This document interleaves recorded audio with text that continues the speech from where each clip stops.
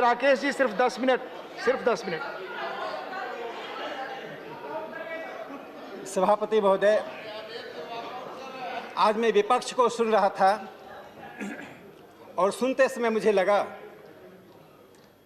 कि झूठ बोलने के लिए, कला सीखनी चाहिए, तर्क को कुतर्क में बदलने के लिए कितनी क्षमता इन्होंने विकसित की है, कितनी कुशलता विकसित की है, इसका अंदाज मैं नहीं लगा पाया। अभिषेक मनु सिंघवी जी ने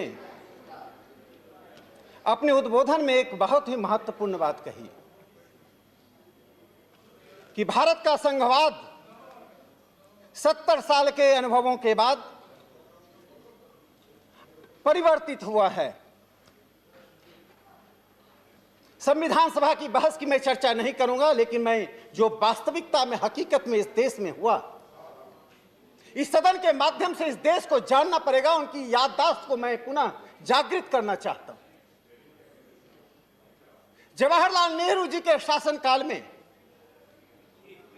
संविधान के जिस प्रावधान को डेड लेटर माना गया था संविधान सभा में, आर्टिकल 356, पंडित जवाहरलाल नेहरू के शासनकाल में 8 बार राष्ट्रपति शासन लागू हुआ। माननीय श्रीमती इंदिरा गांधी जी के पहले दौर में 35 बार और 80 से 84 तक में 15 बार, यानी 50 बार राष्ट्रपति शासन लागू हुआ।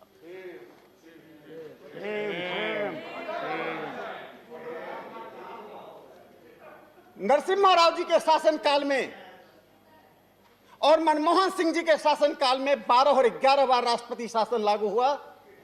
राजीव गांधी जी के शासनकाल में 6 बार राष्ट्रपति शासन लागू हुआ। अपवाद में सिर्फ लाल बहादुर शास्त्री हैं, जिनके शासनकाल में सिर्फ 1 बार राष्ट्रपति शासन लागू हुआ। जिस देश में चुनी हुई सरकारों को आप दूध में मक्खी की तरह निकाल कर फेंकते रहे और इस सदन में बैठकर आप लोकतंत्र का प्रवचन कर रहे हैं। मैं उस मुद्दे पर नहीं बोलना चाहता हूं अधिक। मैं दूसरा प्रश्न उठाना चाहता हूं। क्या था? कृपया बैठकर। सभापति महोदय, जब मान्यता गलत हो जाती है किसी सिद्धांत की, wrong assumptions lead to the wrong conclusion. हम हाउस ऑफ एल्डर्स हैं, हमारी आयु चाहे कुछ भी हो, लेकिन पूरा देश यह अपेक्षा करता है कि कम से कम 25% हम दलीय सीमाओं से उठकर संविधान की बात करें, संसदीय जनतंत्र को समृद्ध करने की बात करें। देश हमसे अपेक्षा नहीं करता है कि उन मुद्दों पर जो राष्ट्रीय हित का मुद्दा है, जो दूरगामी रूप में कोई नहीं जानता कि 25 साल बाद दिल्ली में किसकी सरकार होगी, कोई नहीं जानता कि दिल्ली में जहां केजरीवाल साहब हैं वहां किसकी सरकार होगी। लोकतंत्र में कोई भविष्यवाणी नहीं कर सकता। यह देश तो रहेगा, बाबा साहब अंबेडकर का संविधान रहेगा। मैं उस मान्यता की बात करना चाहता हूं। सिंघवी साहब, ये बोल रहा है कि पूरी दुनिया में जहां जहां फेडरल सिस्टम है, सभी देशों के पास राजधानियां हैं। प्लीज बैठ। ऑस्ट्रेलिया की राजधानी कैनबरा से लेकर अमेरिका की राजधानी वाशिंगटन, नाइजीरिया की राजधानी अबुजा, इथियोपिया, बेल्जियम, आप किस देश का नाम लेना चाहते हैं? इन सभी देशों की राजधानियों को 2 भाग में हम बांटते हैं, एक फेडरल डिस्ट्रिक्ट, दूसरा एक नेशनल कैपिटल टेरिटरी। ऑस्ट्रेलिया की राजधानी में जो सरकार है उस पर कॉमनवेल्थ की सरकार, कांग्रेस की जो कानून है वो प्रिवेल करता है। वाशिंगटन डीसी, उसके पास तो अमेरिकन कांग्रेस में अपने प्रतिनिधि को भेजने तक का अधिकार नहीं। दिल्ली को तो 7 सांसद सदन में पहुंचते हैं। संजय सिंह जी उसी दिल्ली से राज्यसभा में आए। मैं एक प्रोफेसर रेखा सक्सेना के फेडरलिज्म पर जो एक अथॉरिटी है, उन्होंने दिल्ली को सब स्टेट कहा है। यह राज्य नहीं, सब स्टेट है। अब तक हमने कॉन्स्टिट्यूशनल मोरालिटी की बात कही, हमने डेमोक्रेटिक मोरालिटी की बात कही, लेकिन कोऑपरेटिव फेडरलिज्म के लिए उन दोनों से अधिक महत्वपूर्ण जुरिडिक्शनल मोरालिटी होती है।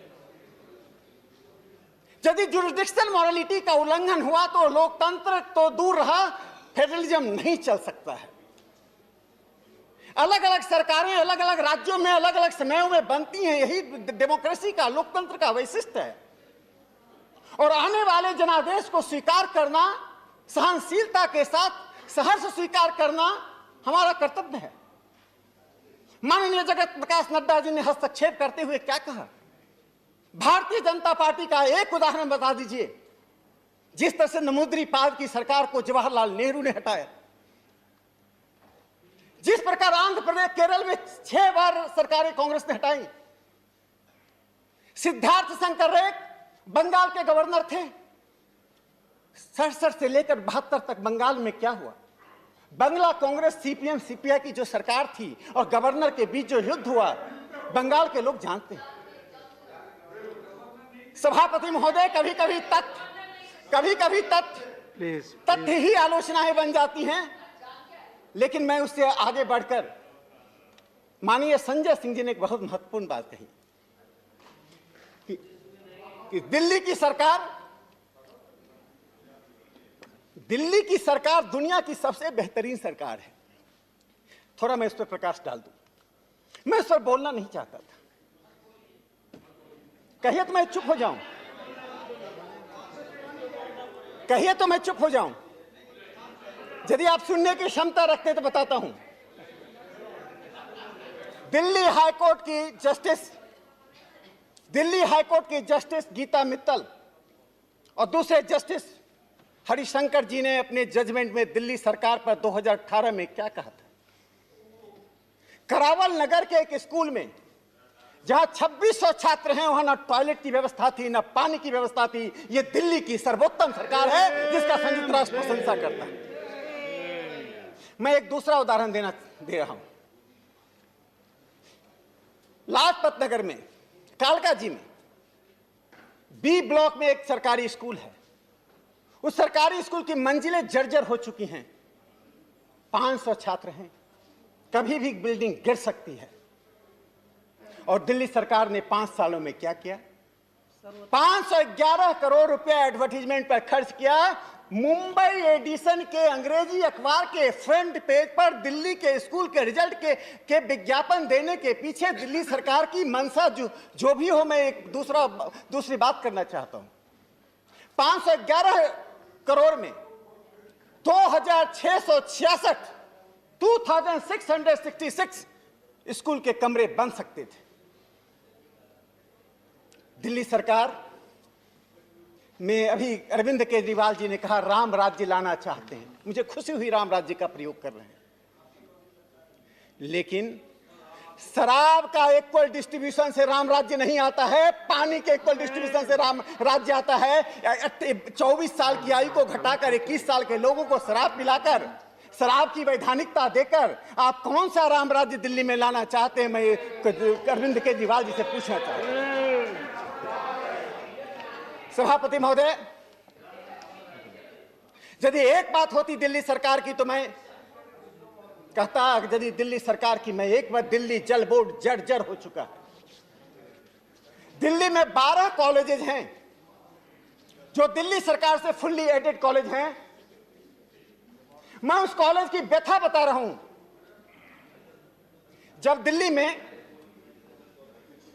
कोरोना से संक्रमित लोगों के कारण, लॉकडाउन के कारण लोगों को वेतन देने की बात चल रही थी कि हर किसी को वेतन दिया जाए, तो दिल्ली के कुछ कॉलेजों का मैं आंकड़ा देना चाहता हूं।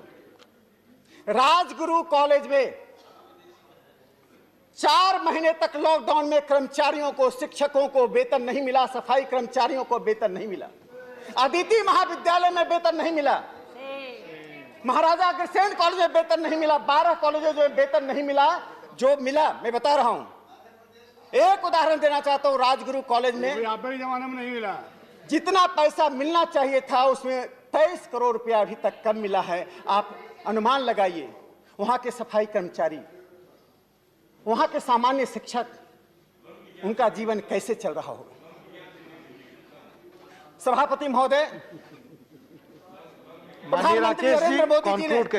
प्रधानमंत्री नरेंद्र मोदी जी ने कोऑपरेटिव फेडरलिज्म की बात कही, आपने उसका माखौल उड़ाया। देखिए, हमारे झूठ बोलने से तथ्य नहीं बदलता है। इस देश में एक नेशनल डेवलपमेंट काउंसिल हुआ करता था। एनडीसी की मीटिंग हमारे विद्वान मित्र सिंघवी साहब बताएंगे कि साल में कितनी बार होती थी। एनडीसी की मीटिंग में मुख्यमंत्री इकट्ठा होते थे और सभी मुख्यमंत्रियों के बीच में प्रधानमंत्री और कुछ मुख्यमंत्रियों का भाषण होता था, इंटरेक्शन नहीं होता था। प्रधानमंत्री नरेंद्र मोदी जी के 6 साल के शासनकाल में मुख्यमंत्रियों के साथ जो संवाद हुआ है, लोकल सेल्फ गवर्नमेंट को जो लेजिटिमेसी दी गई है, उनके साथ संवाद हुआ है, कोऑपरेटिव फेडरलिज्म वह नहीं है तो और क्या है? माननीय राकेश जी, बस मैं कंक्लूड कर रहा हूं। मैं विपक्ष को इतना ही कहना चाहता हूं कि राष्ट्रीय राजधानी की दिल्ली यह देश की अस्मिता का प्रतीक है। महाराष्ट्र, पंजाब, बंगाल, असम, पूर्वोत्तर सभी लोग यहां आते हैं। दुनिया के सभी भागों से लोग यहां आते हैं। हम दिल्ली सरकार के अधिकार को नहीं छीन रहे हैं। हम दिल्ली सरकार के अधिकारों में कटौती नहीं कर रहे हैं। हम दिल्ली सरकार के साथ जो यूनियन टेरिटरीज के रूप में जो व्यवस्था हुई थी, जो जुडिक्शन मॉरलिटी का उल्लंघन हुआ था, उस उल्लंघन को समाप्त करते हुए कंक्लूड नाउ राकेश जी। हम फॉर्मलाइज, औपचारिकता पूर्ण फॉर्मलाइज कर रहे हैं। मुझे लगता है यदि कांग्रेस पार्टी आज निहित स्वार्थ में सिर्फ विपक्ष की एकता के नाम पर इस प्रकार का व्यवहार कर रही है, तो आने वाला इतिहास उनके पुराने विरासत के लिए तो दोषी ठहराएगा, वर्तमान के लिए भी दोषी ठहराएगा। इन 3 पंक्तियों के साथ मैं अपनी बात समाप्त करता हूं। कुपथ जो पथ दौड़ाते पथ निर्देशक हुए हैं, लाज लगाती जिनकी कृति से धृति उपदेशक हुए हैं। मूर्त दम गढ़ने वाले शील विनय परिभाषा, मरण रक्त मुख से देते जन को जीवन की आशा। दिल्ली की दंगा का इंजीनियरिंग करने वाले लोग आज हमें पंथ निरपेक्षता, लोकतंत्र और संघवाद का उपदेश देते हैं, तो मुझे हंसी आती है। कृपया ऐसा ना करें, इतिहास आपको माफ नहीं करेगा। धन्यवाद। धन्यवाद। माननीय मंत्री जी का जवाब।